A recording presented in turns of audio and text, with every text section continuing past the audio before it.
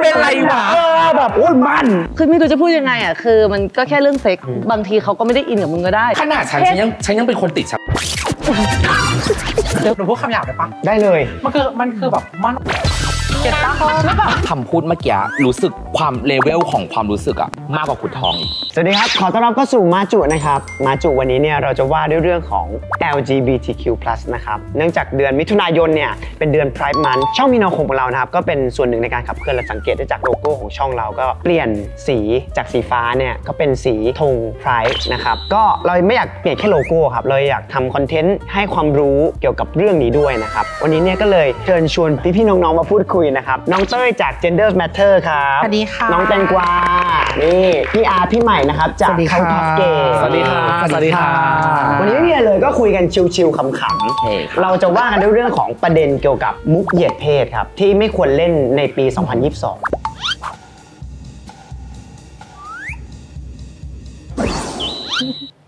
อันแรกแล้วกันครับขุดทองถ้าเกิดเป็นคนที่มันไม่ค่อยคิดอะไรอ่ะแล้วมองเป็นเรื่องตลกอ่ะมันก็จะคิดไปเรื่อยเปื่อยเหมือนกูก็เป็นแต่สมมติว่าคำว่าขุดทองโผล่ขึ้นมาฉันก็รู้สึกว่าก็รวยดีแบบนี้ใช่ใจพันฉันไม่มีฉันจะไม่เอาไปไอ้ดอกก็รวยดีขุดทองที่ไหนอะพี่กูจะเป็นคนอย่างนั้นนะ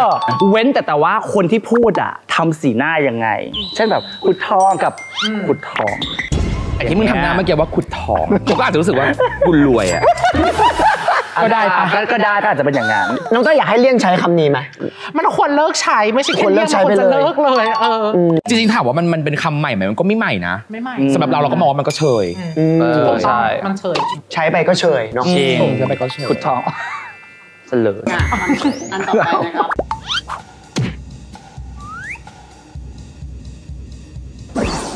หล่อนะสวยนะเสียดายอ่ะไม่น่าเป็นเลยเนี่ยเวลากูได้ยินอะไรอย่างเงี้ยกลับมาแล้วรีแอคชั่นอะเรื่องของมึงจะเป็นคนอย่างเงี้ยจะเป็นคนแบบมันก็เรื่องของมึงไม่เรื่องของกูอะไรเงี้ยสวยหล่อแล้วไงอ่ะมันร่างกายของฉันแล้วก็อีกอย่างเพศมันก็แค่เพศอ่ะชายหญิงมันก็แค่นามสมมุติอ่ะอันนี้คือความจริงทุกอย่างที่มันเป็นเราที่สุดซึ่งจริงรูปแบบประโยคนี้มันเหมือนเป็นการดูถูกความเป็นตัวเราไหมสำหรับเรานะเรารู้สึกว่าคำพูดเมื่อกี้รู้สึกความเลเวลของความรู้สึกอะมากกว่าขุดทองมันเป็นความคำดูถูกมากกว่าเป็นคำที่เบาแต่ว่าฟังแล้วมันรู้สึกแบบกินใจในเชิงลบถูกไหมมันเจ็บใจบ้างแล้วมันเจ็บใจโอ้โหมาถึงกะโหลกแมนขนาดนี้ไม่เป็นผู้ชายเลยล่ะคือจะชอบโดนรุ่นพี่หรือเพื่อนผู้ใหญ่เขาชอบบ้างเหรอเป็นผู้หญิงเรียบร้อยหน่อยถามว่าเรียบร้อยแล้วมันได้อะไรก่อนถูกเพราะว่ามันไม่ใช่ตัวเราอ่ะซึ่งจริงๆคำพูดพวกนี้ค่ะนี่แอบแทรกให้นิดนึงว่าถ้าเป็นภาษาอังกฤษเขาจะเรียกว่า backhanded compliment ก็คือ backhand เนี่ยมันคือแบบหลังมือใช่ไหมมันฟังดูเป็นคำชมแน่เลยแต่ว่ามันเหมือนตบหัวปุ๊บแล้วเขารูปหลังอีกต่อแล้วเทคข้างในใช่มันไม่ได้แบบมันก็ไม่ได้ดีนะก็เลยแบบนิดนึงเนาะ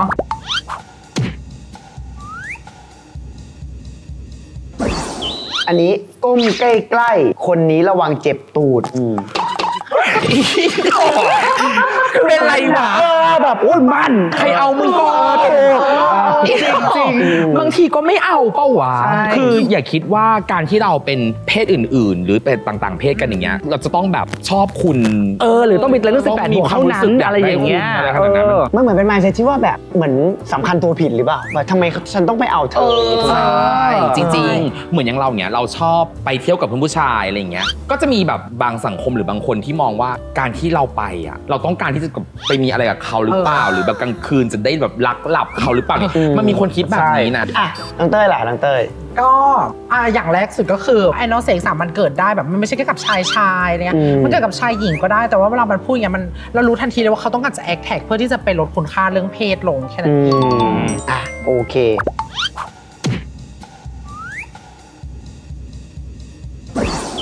มนรักฟักทองบทแต่ทำไมต้องคิดคำยาวขนาดนั้นวะอีเหี้ยมันยาวไปปะมันจะโชว์ความคิดเอทของมันไงให้มันดูแบบว่ามีจะบทจะก่อนสัตว์ซ่าให้มาเหยียดฝั่งตรงข้ามอะไรอย่างงี้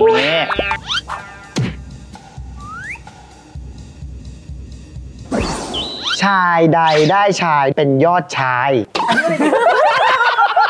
อัน อันนี้ตอนเด็กผมก็ที่โรงเรียน ยอดชายใช่ไหม เพราะเป็นยอดชายหรือเปล่าอะไรเงี้ย คือการได้ชายเป็นยอดชาย ชอบ ก็โอเคอันนี้โอเค ยินดีด้วยค่ะคุณได้เป็นยอดชาย ใช่ คุณผ่านเข้ารอบ อันนี้เฉย ตั้งว่ากลุ่มของเราค่ะเฉยๆกับคำพวกนี้แล้วเพราะเราอยู่เป็นแล้วแต่คุณต้องอยู่ให้เป็นนะทุกวันเนี้ย ๆขอถามนิดนึงได้ไหมแบบจากประสบการณ์ตอนช่วงเด็กๆอ่ะมันเกิดการแบบล้อหรือดูถูกด้วยคำแบบนี้เยอะไหมครับจนทำให้เราแข็งแกร่งหรือเปล่าเกี่ยว เอาจริงๆตอนเด็กสิ่งที่รู้สึกว่ามันไอ้นี่ที่สุดคือคำว่าอีตุดด้วยซ้ำนะ ใช่คำเหล่านี้เราได้ยินตอนโตนะก็ว่าแบบเขาไปอีตุ๊ดเนี่ยคือแอคเซนต์ของการลงคำมันดูแบบกระแทกมันดูแบบ มันดูแบบ มันดูแบบ หน้าต้องหันนะอีดอก แบบน้ำเสียงมันดูเจ็บป่ะจริงแต่แบบสายเหลืองพุทธทองเงี้ยแบบผมแม่งเรื่องมึงเฉยๆอะไรอย่างเงี้ย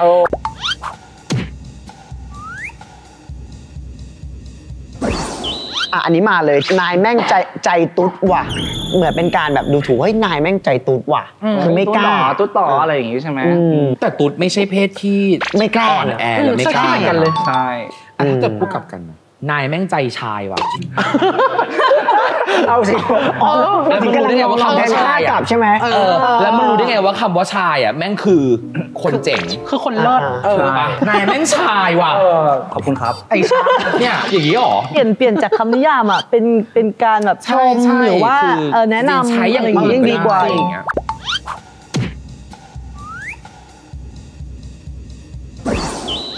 อันต่อไปเปลี่ยนทอมให้เป็นเธอ อุ้ยอันนี้ คุณเปลี่ยนทอมให้ ไอ้ เป็นเธ นี่ อ น้องแตงกวาเคยโดนอะไรแบบนี้ บ่อยค่ะ คือไม่รู้จะพูดยังไงอ่ะคือมันก็แค่เรื่องเซ็กบางทีเขาก็ไม่ได้อินกับมึงก็ได้เขาก็ยังเป็นตัวเขาอยู่เหมือนเดิม ไม่สามารถจะเป็นหญิงเพราะเพื่อให้มึงรัก บางคนไม่ได้เป็นอย่างนั้น แต่สำหรับแตงเป็นตัวแตงเขาจะรักก็คือรักตัวแตงแต่ไม่พยายามเปลี่ยนเพื่อให้เขามารัก แต่จริงๆแต่ว่าในบรรดาทั้งหมดทั้งมวลคำพูดเนี้ยเป็นคำพูดที่รุนแรงที่สุดนะ ใช่เพราะมันมีใช่มันเห็น มันจะเอาเลยไงพี่ คืออย่างนี้เว้ยมัน คุกคามทางเพศด้วย จริง จริง เพราะว่าจริงๆแอบเล่าให้ฟังนิดหนึ่งว่าคำพูดพวกนี้มันเป็นการสนับสนุนสิ่งที่เรียกว่า rape culture มันคือวัฒนธรรมการข่มขืนประเภทหนึ่งมันจะไปตรงกับสิ่งที่เรียกว่า corrective rape ก็คือข่มขืนเพื่อที่จะทำให้ใครคนใดคนหนึ่งกลับมาเป็นปกติเก็ตปะ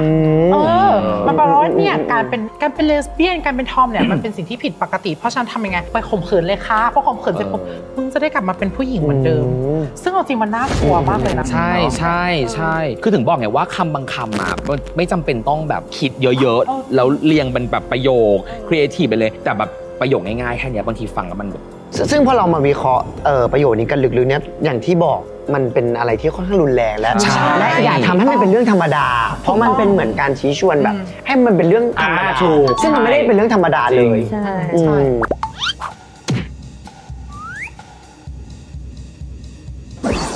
นิ้วเย็นๆหรือจะสู้เอ็นอุ่นๆ แต่จริงๆเอ็นอุ่นๆก็ไม่ได้ถูกจุดนิ้วเย็นยังดีกว่าอีก มันไม่เกี่ยว มันไม่เกี่ยวคือ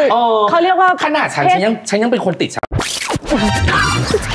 เนื้อออกปะแล้วมันบางทีมันอาจจะไม่ได้สู้หรือเปล่าเพราะขนาดฉันเองอ่ะถูกปะล่ะฉันก็ยังไม่รู้สึกเลยว่าแบบการที่แบบเอ็นอุ่นๆจะสู้มือฉันได้ เข้าใจ มือฉันก็สนุกนะ แต่มันเป็นคำที่เรารู้สึกว่ามันเป็นคำที่สกปรกอ่ะ ใช่มั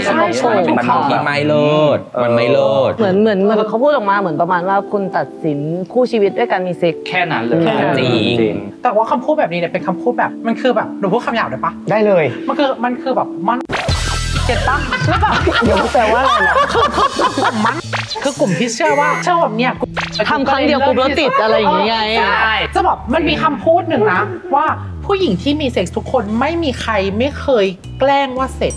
เพื่อให้อีกฝ่ายพึงพอใจ เขารู้ป่าว่าผู้หญิงที่มีเซ็กส์แบบมันมีการสอดใส่อะหลายคนมากนะที่ไม่เสร็จในตรง มัน นั้น ไม่ใช่ เพราะฉะนั้น จุด อะ ของมัน ไม่ได้หมายความว่ามึงมีแล้วแบบมึงจะทำให้ผู้หญิงเสร็จได้ตลอดไม่จริงนะคะแบบ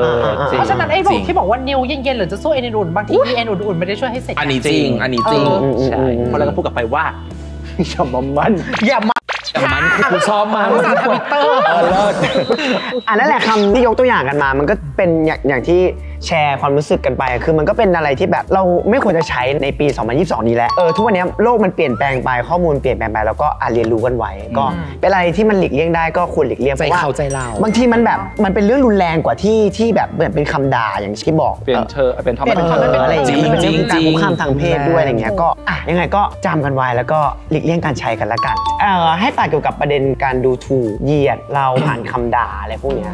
คือถ้าในความคิดเต้ยเนาะเต้ยคิดว่าถ้าเราจะด่าอะไรกันสักอย่าง อย่างด่ากันที่การกระทำแต่ไม่ใช่ด่ากันที่ตัวตนเพราะว่าด่ากันที่ตัวตนสุดท้ายมันเปลี่ยนไม่ได้ถูกมันเปลี่ยนเป็นมันจะเปลี่ยนยังไงแบบโอเคกูเป็นตุ๊ดแล้วยังไงต่อแล้วคือแบบพรุ่งนี้กูจะกินยาพาราแล้วแบบหายเป็นตุ๊ดหรอมันก็ไม่ได้เหมือนเดิมปะจริงๆมันไม่ควรจะต้องมาพูดมาถกกันเลยด้วยซ้ำเรื่องการดูถูกหรือการบูลลี่อะไรอย่างเงี้ยถ้าคุณแบบเห็นถึงคุณค่าของมนุษย์เห็นถึงคุณค่าของคนหรือเพื่อนหรือแม้กระทั่งแบบเอาจริงการบูลลี่ไม่บูลลี่มันอยู่ที่ว่าคนฟังด้วยนะว่าเซนซิทีฟมากน้อยแค่ไหนหรืออารมณ์ณตอนนั้นอย่างเช่นสมมติว่าเราพูดกับหมายว่าแบบนี่มันอ้วนเนาะไม่อีฟาดเงี้ยกับในวันที่แบบใหม่แม่งเจออะไรกับอะไรแบดมาทั้งวันเลยเนี่ยมันแย่มากมันก็จะเกิดอารมณ์แต่ถ้าเกิดทุกวันที่เราคุยหยอกล้อเรื่องการแบบไม่ว่าน้อยอย่างเงี้ยมึงอาจจะด่ากลับโดยที่แบบไม่รู้สึกอะไรเลยก็ได้อะไรอย่างเงี้ยคือแต่สุดท้ายแล้วว่าคำเหล่านี้จริงๆมันไม่ควรจะเกิดขึ้นเลยได้ซ้ำมันต้องให้เกียรติซึ่งกันและกันซึ่งบางคนอาจจะละเลยเรื่องนี้ก็ได้เช่นสนิทกันจนคำพูดบางคำรู้สึกว่าไม่คิดอะไรหรอกอะไรเงี้ยแต่คุณไม่รู้เลยว่ามันอาจจะเป็นวันที่แย่สำหรับเขาก็ได้ในวันนั้นอะไรเงี้ยแล้วก็จะคิดก็ได้อะไรแต่ในอีกมุมที่เรามองคือเรามองว่าจริงๆเรายุคนี้เป็นยุคที่ค่อนข้างเปิดกว้างมากๆคำเหล่านี้แม่งแทบจะหายไปแล้วเมื่อก่อนมันก็มีนะทำให้เราเห็นอะไรเงี้ยแต่ว่าณปัจจุบันเรารู้สึกว่ามันน้อยลงไปเยอะมากๆเราดีใจที่เรายังมีชีวิตอยู่รอดถึงยุคนี้ได้เห็นการเปลี่ยนแปลงที่แบบเรารู้สึกว่ามันเปลี่ยนไปเยอะแต่แสดงว่าทุกวันนี้คือพวกเรามันอยู่ร่วมกันได้ปกติแล้วแต่คนที่ยังไม่เข้าใจพวกเราคือแตกไปเลยดีกว่าคนกลุ่มมากส่วนเนี้ยเขายอมรับกันแล้วแต่คนที่ยังไม่ยอมรับนั่นแหละคือเป็นส่วนน้อยที่ควรจะเปลี่ยนตัวเองให้มันเข้าใจแล้วมันกลับมาที่อะไรรู้ไหมมันก็กลับมาที่การศึกษานะความรู้การเลี้ยงดูทัศนคติที่เขาเติบโตมาใช่มันสะท้อนมากๆเลยกับ mindset อะไรพวกนี้จริงๆควรจะให้เกียรติใครหรืออะไรเงี้ยคนต่อให้เรารู้จักหรือไม่รู้จักแต่เราก็ต้องเขาเรียกว่าคำพูดนี่มันทำให้เราเจ็บและคิดได้เยอะมากแต่สำหรับคนที่คิดเยอะก็คือเราก็ทำไงก็ได้ให้ move on จากคำพูดที่ทำให้เรารู้สึกว่าเฮียใครก็ตามที่พูดทำร้ายเราเราต้องพูดให้กำลังใจตัวเองและใครก็ตามที่มาทำให้เราเจ็บเราก็ต้องปลอบใจและรักตัวเองให้มากกว่าคำเหล่านี้มันไม่มีประโยชน์อะไรเรายังหาประโยชน์ไม่ได้จากคำพูดพวกนี้หรือมันไม่ได้พูดไปแล้วแบบให้ฝ่ายที่ฟังรู้สึกดีขึ้นหรือเปลี่ยนแปลงไปในทางที่ดีขึ้นใช่มันไม่ได้เป็นเชิงนั้นเรามาคุยเล่นๆกันต่ออีกนิดหน่อยว่าในเรื่องของเดือนมิถุนายน Pride Month สำหรับงานณลิมิต Pride มันจัดขึ้นครั้งแรกในกรุงเทพเป็นครั้งแรกถูกไหมครับอันนี้พี่น้องๆไปมากันหมดทุกคนไปค่ะถามถึงจุดประสงค์หน่อยละกันในการที่เราออกมาเฉลิมฉลองเราเฉลิมฉลองเรื่องอะไรหรือเราเรียกร้องเรื่องอะไรกันอยู่ครับจริงเดี๋ยวเต้เล่าให้ฟังนิดหนึ่งว่าไอ้การเฉลิมฉลองครั้งนี้ค่ะมันเป็นการเฉลิมฉลองเพื่อที่จะออกมาระลึกถึงว่าแบบคนที่เป็น LGBT เนี่ยมีตัวตนอยู่จริงๆแต่ว่าถ้าสมมติว่าเรา trace back ไปที่ประวัติศาสตร์นิดนึงนะคะเราก็จะเห็นว่าจริงๆแล้วงานตัวนี้เนี่ยมันมีมาเพื่อ celebrate การต่อสู้ของกลุ่มพี่น้อง LGBT ใน Stonewall Inn ใช่ไหมคือจริงๆ Stonewall เนี่ยมันเป็นชื่อผับแล้วมันเป็นผับราคาถูกแล้วพอราคาถูกปุ๊บแปลว่าอะไรแปลว่าคนมันก็มาได้คนมันก็มากันเยอะๆพอมากันเยอะๆปุ๊บอย่างเงี้ยเกิดอะไรขึ้นคะตำรวจอยากได้ผลงานทำไงคะตำรวจลงแล้วไอ้ผับตัวนี้เนี่ยที่ว่าคนมันเยอะก็แน่นอนอยู่แล้วว่ามันมีโอกาสที่เป็น LGBT เยอะเหมือนกันสมัยนั้นมันเป็นสมัย1950ถึง1956ในอเมริกามันมีกฎเยอะมากๆที่ LGBT เนี่ยถือเป็นเรื่องที่ผิดไม่ว่าจะเป็นแบบถ้าสมมติคุณเกิดมาเป็นเพศนี้นะคุณก็ต้องแต่งตัวให้แบบที่เป็นเพศชายมากกว่า3ชิ้นขึ้นไปเป็นกฎเลยเหรอใช่เป็นกฎหมายด้วยค่ะหรือว่าถ้าสมมติว่าผู้หญิง2คนเดินจับมือกันในที่สาธารณะโดนจับค่ะเพราะฉะนั้นมันมีความกดดันอยู่ตรงนั้นอยู่แล้วแล้วพอตำรวจไปจับมาปุ๊บอย่างเงี้ยเขาไปจับเอาเกย์เอาเลสเบี้ยนอะไรมาใช่ไหมแล้วความปะทุมันเริ่มตรงที่ว่าไปจับเอาเยเลสเบี้ยนคนหนึ่งมาแล้วทีเนี้ยคือกุญแจมือมันแน่นก็เลยบอกตำรวจว่าเนี่ยกุญแจมือมันแน่นปรากฏว่าสิ่งที่ตำรวจทำคือป่ะตำรวจเอาตะบองตีหัวงงเยเลสเบนก็เลยตะโกนขึ้นมาทำไมพวกเธอไม่ลุกขึ้นมาทำอะไรก็ด่าตำรวจกลายไปเกิดการจลาจลครั้งยิ่งใหญ่แล้วการจลาจลนั้นเกิดยาวไปจนถึง6 วันซึ่งก่อนหน้านั้นพวกเกย์พวก LGBT ก็พยายามที่จะแบบช่างแม่งละกันอะไรเงี้ยแต่ว่ากลายเป็นว่าแบบคนมันไม่ทนแล้วไงมันก็เลยเกิดเป็นหนึ่งในการต่อสู้ที่ใหญ่ที่สุดของ LGBT ในอเมริกาคือก่อนเกิดเหตุการณ์นี้ทุกคนยังเป็นพลังเงียบกันอยู่คือยังไม่ได้ออกมาเรียกร้องอะไรแต่ว่าก็มีคุกกุ่นในใจกันมาแต่พอเกิดเหตุการณ์นี้มันเลยเป็นจุดประกายในการเปลี่ยนมันเหมือนเป็นฟางเส้นสุดท้ายเขาไม่ ไม่ทนแล้วไงในปีถัดไปก็เลยเกิดเป็นการออกมาเรียกร้องเหตุการณ์นี้ก็เกิดขึ้นในเดือนมิถุนายนถูกต้องกันในเดือนมิถุนายนก็คือเป็นจุดเริ่มต้นมาแต่ว่ากรุงเทพของเราก็คือจัดครั้งแรกเลยถูกต้องก็เลยเป็นที่มาแล้ววันนั้นบรรยากาศเป็นยังไงบ้างครับให้แชร์หน่อยสำหรับคนที่ไปสนุกนะสนุกมากเลยอ่ะคิดอะไรไม่ออกนึกถึงสงกรานต์มันสงกรานต์เลยที่ตักน้ำออกไปตักน้ำออกไปคือเล่นเป็นแบบแต่งตัวสนุกกันมาแทนทุกคนก็คือเหมือนมาจอยกันสิ่งเราสัมผัสได้คือความตั้งใจของคนที่มาร่วมงานเพราะว่าการที่เขาจะมาแล้วแต่งตัวแต่งหน้ามันไม่ใช่เรื่องง่ายมันไม่ใช่เรื่องง่ายแล้วแต่ละคนจัดเต็มทุกคนเขาแล้วให้ความใส่ใจสนใจกับการมาครั้งในการแสดงพลังครั้งนี้ใช่เอาพุ่งตรงเราไม่ได้คาดหวังเลยว่างานมันจะใหญ่ขนาดนี้เราเคยเห็นที่เมืองนอกแล้วคือมันเวอร์มากเราก็ไม่คิดว่ามันจะใหญ่แบบนั้นจริงแล้วพอไปเห็นแล้วคือแบบโอ้โหมันเป็น energy ที่แบบมันมีแต่ความแบบมัน energy บวกมากๆแม้กระทั่งคนมาดูเองก็ตามยังแฮปปี้ยังเฮ้ยังแบบว่า support LGBT อีกอย่างหนึ่งคือก็จะเห็นเลยว่าไม่ว่าจะเป็นห้างสรรพสินค้าต่างๆหรือร้านผับร้านเที่ยวต่างๆทั่วไปหรือแม้แต่ตึกคอนโดอะไรเงี้ยก็เปลี่ยนสีให้เป็นไพรส์แบบน่ารักมากคือเต็มไปหมดเลยไหนจะแบบผลิตภัณฑ์รอบตัวแล้วนะครับเช่นแบบคอลเลกชันที่เป็นเสื้อรองเท้าออกมารองเท้าเชือกสายนาฬิกาทุกอย่างมันก็แบบมันออกมาแบบซัพพอร์ตตรงนี้ด้วยอาจจะเพราะว่าสังคมมันเปลี่ยนไปหรือเปล่าตอนนี้สังคมมันเคารพสิทธิปัจเจกบุคคลมากยิ่งขึ้นแล้วพอมาพูดถึงเรื่องนี้ปุ๊บการเป็นตัวตนของกลุ่ม LGBT ก็เลยสว่างขึ้นมาอะไรเงี้ยเพราะฉะนั้นคือแม้กระทั่งสินค้าต่างๆก็เลยแบบมานี่ก็เป็นอีกอันหนึ่งที่น่าสนใจเอามาทำเป็นแคมเปญหรือกิจกรรมอะไรเงี้ยว่ามันก็เป็นการสนับสนุนความหลากหลายทางเพศอีกช่องทางหนึ่งด้วยอะไรเงี้ยทำให้มองย้อนกลับไปว่าพอโลกมันเปลี่ยนไปขนาดนี้คำศัพท์ที่ถามเราในตอนแรกมันแทบจะไม่มีค่ากับกลุ่มคนทุกวันนี้ที่ได้ยินแล้วรู้สึกแบบอะไรคนที่ใช้เองมากกว่าที่ควรถูกมองดีกับมันแบบควรจะเสียใจมากกว่าคนที่ใช้เองมันแบบมันเชยไปแล้วอ่ะงั้นขอขยายความศัพท์บางคำแล้วกันที่บางคนอาจจะได้ยินแล้วยังไม่เข้าใจว่ามันหมายความว่าอะไรเช่นเคลียร์ก็จริงๆเคลียร์เนี่ยมันคือไม่เป็นไปตามขนบสังคมเพราะงั้นคือถ้าเรารู้สึกว่าเราไม่ได้ใช้ชีวิตตามในแบบที่สังคมบังคับให้เราเป็นไงว่าผู้ชายจะต้องใส่กางเกงเท่านั้นแล้วพอไปถึงจุดนึงก็ต้องไปแต่งงานต้องทำนั่นทำนี่เราใช้ชีวิตในแบบที่เราอยากจะใช้เราสามารถนิยามตัวเองว่าเป็นเคลียร์ได้เลยสมมติผมใช้กระเป๋าสะพายผู้หญิงนี่ผมมีเนี่ยผมเรียกตัวเป็นเคลียร์ได้ไหมเอางี้วิธีการง่ายๆเวลาเราทำเรื่อง LGBT ถ้าสมมติพี่นิยามว่าพี่เป็นอะไรก็คือพี่เป็นอย่างนั้นไม่มีสิทธิ์ที่คนอื่นจะมาพูดว่าพี่ไม่ได้เป็น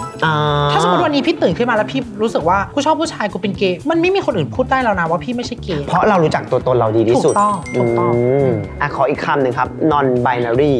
อันนี้คืออะไรล่ะครับเดี๋ยวอันนี้ต้องมาเล่าก่อนคำว่า binary คำว่า bi เนี่ย bi เนี่ยแปลว่า2 binary opposition มาจากคำ opposite ที่แปลว่าตรงกันข้ามกัน binary opposition ก็คือสิ่งที่มันอยู่เป็นขั้วตรงกันข้ามกันอย่างในกรณีของผู้ชายขั้วตรงข้ามก็ต้องเป็นผู้หญิงทีนี้เนี่ย non binary non เนี่ยแปลว่าไม่ non binary ก็คือคนที่ไม่นิยามตัวเองว่าเป็นชายและก็ไม่นิยามตัวเองด้วยว่าเป็นหญิงจริงๆคำว่า non binary กับ queer เนี่ยแบบว่าคนเอามาเถียงกันเยอะมากเลยว่ามันคืออันเดียวกันหรือเปล่าเราไม่สามารถที่จะไปบอกแทนคนอื่นได้ว่าคนนั้นเป็นคนนี้คนนี้เป็นคนนั้นใครสบายใจจะใช้คำไหนก็ให้เขาใช้ไปจบเรื่องของเพศมันง่ายมากเลยนะมันคือเรื่องของการเคารพตัวตนก็คุณสบายใจใช้คำนี้คุณก็ใช้ไปแค่นั้นเองแล้วก็อีกคำหนึ่ง asexual asexual ตัว A ใช่ป่ะคะมึงกูความรู้ไม่ค่อยพอถามพี่ใหม่แล้ว asexual คืออะไรคืออย่างนี้ต้องบอกก่อนว่ามันจะแบ่งแยกเป็น5กรณีเริ่มไม่จริงเนี่ยถ้ามึงพูดถึงเรื่องความรู้ว่ากูไม่มีกูบอกเราใช่ไหมตอนนี้เขาบอก5กรณีในหัวฉันก็แบบมันความรู้ใหม่เพราะว่ามัน5กรณีเลยเหรอไม่ใช่กูจะอธิบายยังไงเราได้อธิบายตัว A ค่ะจริงๆมันแบ่งได้เป็น2ตัวคือ asexual กับ aromantic A ก็มีเป็น2หมวดใช่คือ asexual เนี่ยคืออาจจะมีแบบความต้องการทางเพศน้อยมากหรืออาจจะแทบไม่มีความต้องการทางเพศเลยก็ได้อะไรเงี้ยบางคนเนี่ยเป็นประเภทที่แบบว่าจะต้องเหมือนกับรู้จักกันก่อนถึงจะสามารถแบบมีความสัมพันธ์ทางกายได้อะไรเงี้ยตัวนี้มันก็จะอยู่ในหมวดของ asexual อีกแบบนึงซึ่งเราก็จะเรียกแยกไปอีกว่าเป็น demisexual ส่วน aromantic คล้ายๆกันค่ะแต่เปลี่ยนจากเรื่องของเซ็กส์เนี่ยเป็นเรื่องของความรักแค่นั้นไม่เชิงแบบกลัวความรักหรอไม่ใช่แบบนั้นมันก็ไม่ได้เชิงว่ากลัวเขาแค่ไม่ได้รู้สึกว่าเขาจะเป็นจะต้องมีใครอันนี้เท่าที่เคยคุยกับคนที่เป็นอโรแมนติกมานะเอาแค่อโรแมนติกก่อนนะคือเขารู้สึกว่าชีวิตเขามันโอเคอยู่แล้วโอเคในแง่ที่แบบเพื่อนก็เยอะพ่อแม่ก็โอเคแบบการเรียนการงานทุกอย่างมันแบบติ๊กถูกได้หมดเลยแล้วเขาก็ไม่รู้สึกว่าตอนนี้ฉันไม่ได้รู้สึกว่าฉันจะต้องมีใครแต่เมื่อกี้พอฟังเล่าแล้วว่าเริ่มรู้สึกเหมือนจะเป็นตัวเอง จริงๆมันเหมือนกับอย่างที่บอกเมื่อกี้คือเราติ๊กถูกทุกอย่างเราไม่มีอะไรที่เราขาดแล้วอะเรารู้สึกแบบอยู่ได้คือเราแฮปปี้นะ เราอยู่ได้ สภาวะตอนนี้มากๆ แต่ว่าจริงๆอย่างของกรณีอเซ็กชวลอ่ะคืออย่างพี่เขื่อนอ่ะคือเป็นด้านในใช่เขาก็นิยามตัวเองว่าเขาเป็นอเซ็กชวลแล้วจริงๆอ่ะคำนิยามที่เขาเคยอธิบายไว้ในคลิปหนึ่งสคริปต์ของพี่เขาน่ะคือเขาบอกว่าตัวเขื่อนเองเขื่อนไม่ได้มองว่าเซ็กส์เนี่ยเป็นเรื่องที่เขื่อนแบบอยากจะทำขนาดนั้นคือแบบถ้าเรื่องระหว่างไปกินข้าวกับเรื่องไปมีเซ็กส์เขื่อนก็เลือกไปกินข้าวอะไรอย่างเงี้ย อ๋อมันเป็นงั้นฉันไม่เป็นละเพราะฉันรู้สึก เพราะเราถ้าเกิดว่าหมายกินข้าวกันมึงโอเคงั้น เปิดมามึงอย่างนี้รู้เลยนะรู้เลย โอเคงั้นกูสรุปเลยกูไม่เป็นละเป็นอย่างนี้แหละ เพราะว่าพวกเรายังเศร้ายังชอบอยู่นะอยากมีผัวอยู่ว่ะอย่างนี้ไม่แต่ว่าแต่ถ้าเป็นจัสแค่อยากที่จะมีเซ็กแต่ก็ไม่ได้แบบอุ้ยถ้าไม่มีแฟนจะตายถูกไหมล่ะก็คือแค่แบบเป็นปะวะไอ้เหี้ยกูเริ่มงงเลยก็ต้องกลับมาถามตัวเองว่าแบบพอใจที่จะใช้นิยามนั้นไหมไม่แต่ถ้าเกิดเราเจอรักที่ดีเราก็อยากมีถ้าเราเลิกนิยามนะคะเราก็ไม่แตกต่างเราก็คือมนุษย์ด้วยกันนี่แหละจริงก็ไม่ต้องไปหาคำตอบไม่ต้องไปหาคำตอบไม่เลิกนิยามแต่บางทีอ่ะเราก็ไม่เคยนิยามนะเว้ยแต่มันจะดันมานิยามจากคำถามของคนรอบข้างว่าเอาแล้วยังไงอ่ะแล้วเราจนทำให้เรารู้สึกว่าเอ๊ะแล้วกูต้องยังไงวะอะไรอย่างเงี้ยขึ้นมาเองไม่ตอบไปเลยกูเป็นกูนี่แหละอีกประเด็นหนึ่งที่กำลังแบบเป็นที่พูดถึงมากก็คือประเด็นเรื่องสมรสเท่าเทียมกับพรบคู่ชีวิตความแตกต่างของ2อันนี้มันมีอะไรที่แบบเป็นใจความสำคัญในการแบบที่เขาเรียกร้องกันเปรียบง่ายๆเลยเนาะพรบพี่ใหม่ถามพี่ใหม่ก่อนถามพี่ใหม่ดีกว่ากูไม่มีความรู้แต่เกิดนั่นแหละเกิดมาไม่ได้น้องเต้ยน่ะต้องแยกมันต้องแยกเป็นความรู้สึกกับไอติมมาเดี๋ยวความรู้สึกกับไอติมกูเลือกไอติมไม่จะบอกว่าคือฉันน่ะไม่ได้มีความรู้เรื่องอะไรพวกนี้หรอกแต่คือสิ่งที่ฉันอยากมีก็คือฉันอยากมี after party คือบอกว่าไม่มีผัวก็ได้กูบอกว่าถ้าเกิดเจอความรักที่ดีอยากมีถ้าเกิดมันไม่ดีกูก็ไม่อยากมีตกลงกูเป็นอะไรวะเราได้กลับมาที่ประเด็นนี้นิดนึงมันจะมีบางข้อที่เป็นความแตกต่างกันอยู่ระหว่าง2อันนี้มันคืออะไรบ้างเดี๋ยวอันนี้อธิบายแบบคร่าวๆง่ายๆกันนะคะพรบคู่ชีวิตเนี่ยมันจะไม่ให้สิทธิเท่ากับพรบสมรสเท่าเทียมเพราะฉะนั้นเนี่ยไอ้ตัวพรบคู่ชีวิตเนี่ยมันก็จะมีบางข้อที่มันแหลกเนาะไม่ว่าจะเป็นกฎหมายการรับเลี้ยงบุตรหรือว่าสวัสดิการการเป็นข้าราชการเนี้ยแบบหลายๆอย่างมันก็จะถูกลิสต์มาในนั้นคือถ้าเป็นสมรสเท่าเทียมเนี่ยคือสมมติเราผูกกันแล้วเราสามารถเหมือนรักษาฟรีอะไรอย่างนี้ได้ยกตัวอย่างถ้าเป็นพรบคู่ชีวิตแล้วสมมติว่าแฟนเต้ยอยู่เชียงใหม่แล้วแฟนเต้ยไส้ติ่งแตกแล้วมันต้องมีใครสักคนไปเซ็นให้แล้วเต้ยเป็นพรบคู่ชีวิตเชื่อมกับเขาอยู่เต้ยไม่สามารถที่จะแบบไปเซ็นอนุญาตไปเซ็นให้เขาได้ในขณะที่ถ้าเป็นผัวเมียแบบสมรสเท่าเทียมเนี่ยมันสามารถที่จะเซ็นได้อันนี้คือเขาจะอย่างที่เขากำลังคำนึงถึงอ้าวแล้วทำไมใช่ถูกต้องไม่ไปทางสมรสเท่าเทียมไปเลยใช่แล้วจริงๆนะถ้าสมมติว่าความรักมันเป็นความรักที่เท่าเทียมกันจริงๆอ่ะทำไมถึงไม่ใช้กฎหมายฉบับเดียวกันถ้าสมมติว่าใช้กฎหมายพรบคู่ชีวิตเนี่ยมันเท่ากับว่าเรากำลัง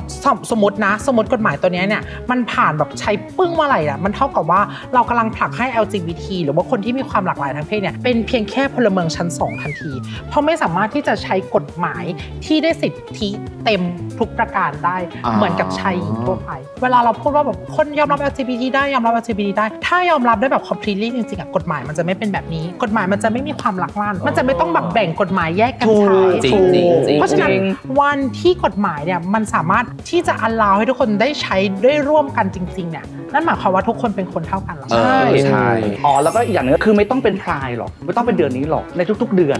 เราทำให้ทุกๆเพศทุกๆวัยทุกๆคนมีคุณค่าในตัวของเขาที่เขาควรจะเป็นเขาควรที่ได้รับเกียรติเขาควรได้รับคุณค่าในสิ่งที่เพื่อนมนุษย์ทุกๆคนควรที่ได้รับเหมือนกันไม่จำเป็นจะต้องเดือนนี้ LGBT แบบไม่ใช่เดือนอื่นฉันก็อยากให้คุณทรีตเราแบบนี้หรือเราก็จะทรีตคุณเป็นเพื่อนมนุษย์1คนเหมือนกันเหมือนทุกๆวันที่ผ่านมาเหมือนกันนั่นแหละก็ถือว่าทุกคนมันเท่าเทียมกันนะเนาะเราทำอะไรเราเลือกทำอะไรเราแบบเรามองที่การกระทำมากกว่าไม่ต้องไปเบียดเบียนใครไม่ต้องไปสร้างความเดือดร้อนนะไม่ต้องไปกระทบความรู้สึกใครเราใช้ชีวิตไปแล้วทุกคนก็เชื่อว่าทุกคนมันสมมติเรามาทำงานด้วยกันเราเจอกันเนี่ยทุกคนมันมีเจตนาดีให้กันอยู่แล้วแต่ถ้าใครมาลุกล้ำเราก็ต้องไม่ชอบเป็นธรรมดาเพราะฉะนั้นเราก็อย่าไปเลือกที่จะไปเบียดเบียนใครไปลุกล้ำใครดีกว่าสุดท้ายให้แต่ละคนฝากผลงานฝากช่องทางหน่อยครับก็ฝากเพจ Power Pub Gay นะคะฝากเพจดิฉันไม่ใช่คนภาค2นะคะฝากเพจดิฉันไม่ใช่มะม่วงด้วยนะคะเพจคำระยะด้วยนะคะแล้วก็ติ๊กต็อกพวกเราติ๊กต็อกของพวกเราค่ะแล้วก็ Instagram ของพวกเรานะคะทำเยอะเหมือนกันทำไมทำกี่เพจขยันมากเลยเนาะติดตาม หรอกหลัง ไม่ได้ขยันนะว่างไม่มีงานจ้างเลยว่ามึง นี่กูอยากพูดคำนี้มานานแล้วมารายการอ่ะก็กำลังจะมีละครเรื่องใหม่ไง เรื่องไหนวันหนึ่งกูได้พูดเลยอ่ะละครทางช่อง3อย่างข่าวด้วยก็ได้ทำเรื่องใหม่ คือเป็นดาราแล้ว ก็มือปราบกระทะล้วนเล่นเป็นกระทะนะครับ อันนี้เล่นกับพี่เต๋อกับ ใช่ค่ะ เต้ยใช่ไหมครับ ใช่ค่ะ โอ้รอติดตาม อันนี้คืองานแสดงเรื่องแรกในชีวิตเลยป่ะ ถ้าเกิดเป็นแบบผลงานในจอแก้วก็ถือว่าเป็นเรื่องแรก จอแก้วที่เขาเลือกใช้ก็เป็นดารา มันใช้เวลานานกว่ากูจะได้มาพูดตรงนี้ไง ก็เลยอยากงานเขามาจอแก้วกับจอเงินมาแล้ว เป็นคำที่อยากพูดในชีวิตไงฝากผลงานในจอแก้วเป็นถึงจอแก้วเรื่องแรก แล้วก็โปรเจกต์ใหม่ปลายปีของพับพับ ให้พี่อ่านพูดก็ได้โปรเจกต์ อะไรวะ อ๋อใช่มีเนี่ยมึงพูดสิผลงานทีมมาเร็ว ผลงานทีมนะคะก็คือเราจะมีรายการเรียกว่าเป็นการรายการแรกของพับพับเลยที่ทำแบบเป็นจริงจังอะไร เป็นแบบเรียลลิตี้ที่แบบจริงจัง ไม่อยากพูดชื่อรายการแล้วไม่ตลกอยู่ รายการมีชื่อแล้วหรอ เอ้าก็เราเคาะอันนั้นไง โอเคครับเพาะแล้วค่ะ ชื่อว่ารายการ The Next Level พับเกม The Next Level มึงเห็นมันเป็นชื่ออย่างเงี้ยกูคิดนานมากนะ ไม่ทีนี้มันคือเราจะยกระดับของแก๊งเราถูกไหม ใช่ประมาณ สเต็ปต่อไป ใช่สเต็ป มันเป็นแบบเฟ้นหารุ่นน้องตัวแทนหรือเป็นแบบอีกเจนหนึ่งของพวกเรา เจอกันได้เลยกับ The Next Level อ๋อมันต้องมีนิดนึงนะ The Next Level น้องแตงกวาของแตงเหรอคะก็ซีรีส์เพิ่งถ่ายจบไปเสน่หาสตอรี่อะค่ะเพิ่งจบไปแล้วก็จะมีถ่ายทำภาพยนตร์2 เรื่องแล้วก็ซีรีส์ใน VIU อีก1 เรื่องค่ะ